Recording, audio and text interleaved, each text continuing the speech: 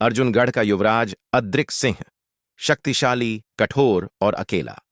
महल उसकी ताकत का प्रतीक था, मगर उसके भीतर एक गहरी खालीपन की दीवार खड़ी रहती थी। एक शाम अद्रिक राजमहल की ऊंची छत पर खड़ा था जब उसकी निगाह नीचे राजबाग के प्राचीन शीशम के पेड़ पर गई। वहां एक लड़की बैठी थी, साधारण लेकिन मन को छू लेने वाली मायारा। हल्की हवा में उड़ते बाल, हाथों में किताब और सूरज की सुनहरी किरणें उसके चेहरे पर नर्म तैल चित्र सी चमक रही थीं। अद्रिक ने अपने अंगरक्षक सेनापति काशीनाथ को बुलाकर पूछा, यह लड़की कौन है? काशीनाथ ने आदर से झुककर कहा, हुजूर, यह मायारा है, राज अस्तबल में घोड़ों की देखभाल करने वाले दामोदर की बेटी। गांव से आई है, अपने पिता के साथ नौकाओं के क्वार्टर में रहती है। अद्रिक ने ठंडे स्वर में आदेश दिया, इसे मेरे कक्ष में भेजो। कुछ देर बाद काशीनाथ दोबारा लौटा, घबराया हुआ। महाराज, मायरा आने से इनकार कर रही है। कहती हैं, किसी अनजान पुरुष के कक्ष में नहीं जाऊंगी। पहली बार किसी ने युवराज अद्रिक के आदेश को ठुकराया था। उसका गुस्सा बरसते बादलों सा उमड़ पड़ा। अगर वह नहीं आएगी तो मैं स्वयं जाऊंगा। तेज कदमों से वह नौकाओं के हिस्से में पहुंचा।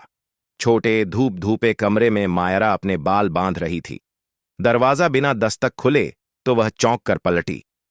आपको शर्म नहीं आती किसी लड़की के कमरे में ऐसे घुसते हुए? आप हैं कौन? अद्रिक कुछ पल ठिठक गया। मैं इस राज्य का युवराज हूं और तुम इज्जत नाम से नहीं, आचरण से कमाई जाती है, मायारा ने दृढ़ स्वर में कहा। आप राजा हैं, लेकिन मैं आपकी संपत्ति नहीं हूं। मेरी अनुमति के बिना कोई भीतर नहीं आ सकता। उसके शब्दों ने अद्रिक के भीतर जैसे किसी बंद कुएं में पत्थर गिरा दिया, गहरा, तेज और असहज कर देने वाला। रात को दामोदर घबराहट में मायरा के पास पहुंचा। तूने युवराज से उलझकर मेरी नौकरी खतरे में डाल दी। मायरा शांत लेकिन अडिग थी। मैंने बस अपनी गरिमा का बचाव किया है। पर दामोदर जानता था कि अद्रिक की नाराजगी साधारण बात नहीं। तभी काशीनाथ आया। युवराज ने आपको बुलाया है। दामोदर कांपते हुए पहुंचा। अद्रिक गहरी दृष्टि से बोला, तुम्हारी बेटी इतनी तेज जुबान क्यों रखती है? दामोदर ने हाथ जोड़कर कहा, हुजूर, गलती मेरी है। वह पढ़ी लिखी है, सीधी है, मैं उसे समझा दूंगा। कुछ देर की चुप्पी के बाद अद्रिक ने पूछा, वह पढ़ी लिखी है? जी, अपनी सारी जमा पूंजी उसी की पढ़ाई में लगाई है। अद्रिक ने निर्णय लिया, कल से उसे व्यापार भवन भेज देना। मैं देखूंगा उसमें क्या योग्यता है, लेकिन याद रहे, जहां मेरा नाम जुड़ा है वहां बदतमीजी की जगह नहीं। अगली सुबह मायारा ने कड़े स्वर में पिता से कहा, मैं उसकी शक्ल भी नहीं देखना चाहती। दामोदर ने समझाया, जमाना सरल नहीं। वह गुस्सैल है, पर दिल का बुरा नहीं। 10 साल से किसी मजलूम के साथ अन्याय नहीं किया। हम उसके नौकर नहीं, परिवार हैं। कुछ देर बाद मायारा ने गहरी सांस ली। ठीक है, आपकी खातिर जाऊंगी। कुछ गलत हुआ तो वापस आ जाऊंगी। व्यापार भवन, ऊंची दीवारें, चुप्पी और रुतबे की महक। 2 घंटे इंतजार के बाद उसका नाम पुकारा गया। अद्रिक खिड़की के पास बैठा दस्तावेजों में खोया था। बिना देखे बोला, किसने कहा बैठने को? मायरा ठिठकी, पर चुप रही। व्यापार की सबसे बड़ी चुनौती? अद्रिक ने पूछा। भरोसा, मायरा ने बिना झिझक कहा। यह उत्तर अद्रिक को चौंकाने वाला लगा। वह बोला, यहां जगह बातों से नहीं, काम से मिलती है।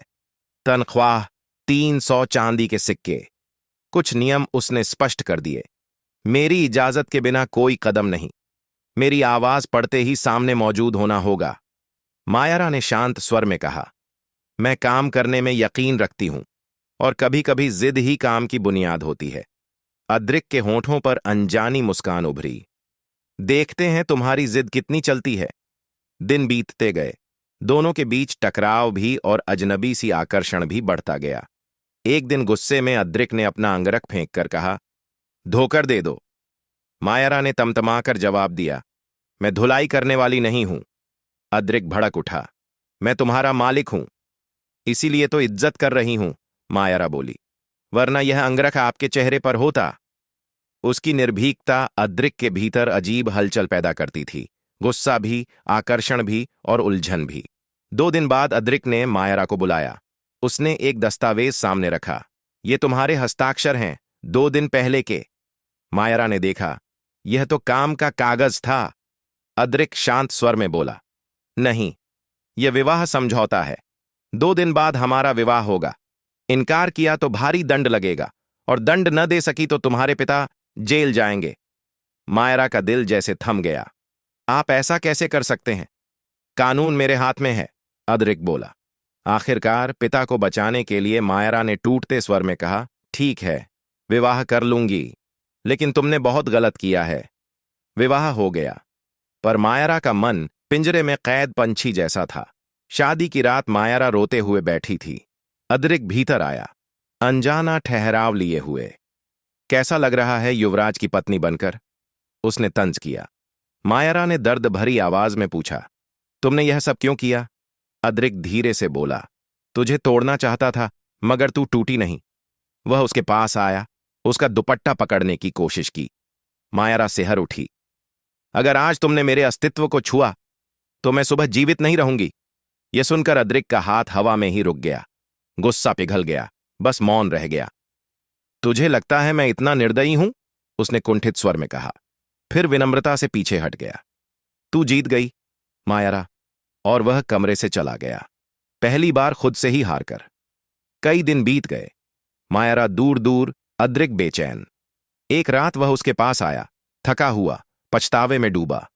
बस एक बार सुन लो, उसने कहा था। तुम्हें पाने की जिद पागलपन बन गई। कुछ देर बाद उसने सिर झुका दिया। मैं माफी चाहता हूं। मायरा की आंखों में नमी थी। तुमने बहुत गलत किया, लेकिन कम से कम तुमने मेरी सीमा नहीं लांघी। यही इंसानियत थी। एक वादा करो, कभी किसी पर जोर नहीं चलाओगे, अपनी ताकत दूसरों के लिए इस्तेमाल करोगे। अद्रिक ने कहा, मैं वादा करता हूं। क्या तुम मुझे माफ करोगी? उसने पूछा। पूरी तरह नहीं, लेकिन कोशिश करूंगी, मायरा ने कहा। वह उसके कंधे पर सिर टिकाकर रो पड़ी, और महल की शहतीरों पर जमी वर्षों की खामोशी धीरे धीरे पिघलने लगी। महीनों में अद्रिक बदल गया। वह न्यायप्रिय हुआ, दयालु हुआ, और मायरा की राय उसका मार्गदर्शन बनने लगी। मायरा का दिल भी धीरे धीरे नरम हुआ। महल में उजाला लौट आया। एक दिन अद्रिक ने मायरा से कहा, तुम मेरी सबसे बड़ी नेमत हो। मायरा मुस्कुराई, और तुमने मुझे सिखाया कि असली ताकत नरमी में होती है। अब मायरा राजकन्याओं और गरीब लड़कियों को पढ़ाती थी, और अद्रिक जनता की सेवा में समर्पित था। अर्जुनगढ़ ने पहली बार देखा, 2 जिद्दी दिल जब सच और सम्मान से मिलते हैं तो प्यार सिर्फ फूल नहीं, इंसान भी बदल देता है।